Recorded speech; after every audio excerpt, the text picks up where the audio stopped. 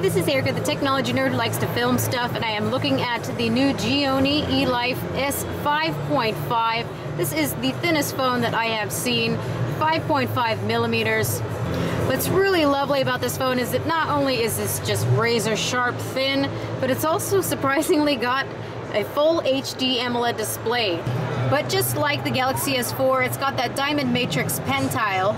But honestly, it looks really sharp, just like the S4 does. And apparently, it's a Samsung panel.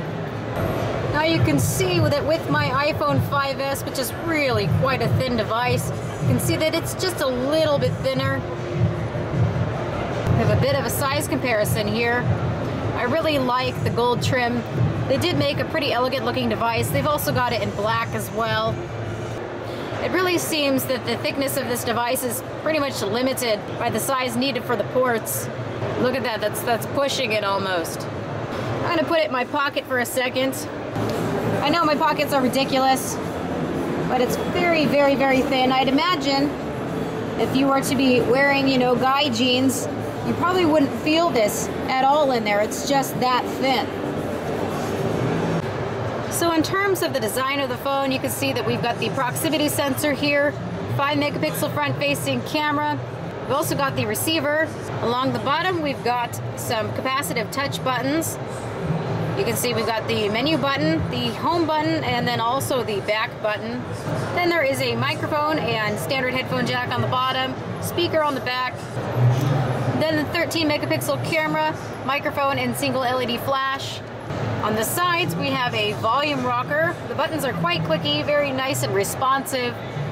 And we've got the power button here. It's interesting that it's on the left-hand side. I'm not quite used to that. And then we've got a micro SIM card tray. You need to use a SIM ejection tool. From what I can see here, there is no way to install a micro SD card. So the memory is just as is on this device. So you've got Gorilla Glass on the back and also Gorilla Glass on the front. It's also got a 2,300 milliamp hour battery inside of it, which is quite impressive because I would not be expecting to see that in a device just this thin. Now, if you are at all concerned about battery life, they do have a power manager setting inside of here. You have power consume, which just tells you what's consuming the battery power. So underneath power settings, it says enable condition. So you can choose when you would like the power saving mode to activate. You can see that immediately, which would be all the time, 10%, 20%, 30%, 40%. So that's nice. You do have some options here. And then we do have some power saving settings. You can see that there's various things that you can choose to turn off. So I'm curious to see just how long I can get this 2,300 milliamp hour battery to last. Inside this device, we have an octa-core processor, 1.7 gigahertz. Now, gameplay seems relatively smooth. It's not perfect. I do see a few frames or drops here and there. But I do like the colors of this display. You can see that the viewing angles are excellent. Also, I've had a chance to look at the blacks, and because it's AMOLED, yes, they're very nice and black. Now, the camera wasn't working on the one that I had, so they grabbed me another one. This is a really pretty blue that we have here. It's like a baby blue, almost a turquoise. It's got a little bit of a green to it. So taking a look at the camera, we have two different cameras on here. We have just the normal camera application. But what I like about what Gionee does here is that underneath settings, you've got a bunch of different settings for the camera. You can see you can mess around with the resolution of the image. We've got several settings for white balance, exposure compensation, ISO. Everything is easily accessible.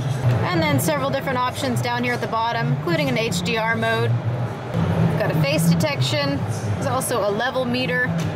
You can access all these things at one time.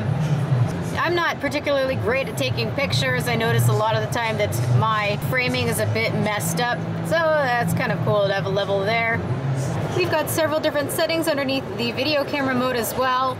Got an anti-shake mode, that's always nice. You can choose the video quality, scene mode. We've also got a charm camera. They've got all kinds of effects here down at the bottom. So we've got a lot of fun features, and it's a very fully functional camera. So really a very nice little device that I'd love to get my hands on just for the sake that it's just so thin. It's something new that I haven't seen before. So thank you everybody for watching. This has been Erica, the technology nerd who likes to film stuff. For more MWC coverage, please check the link in my description to visit my Google Plus page. And I will be back with you all soon.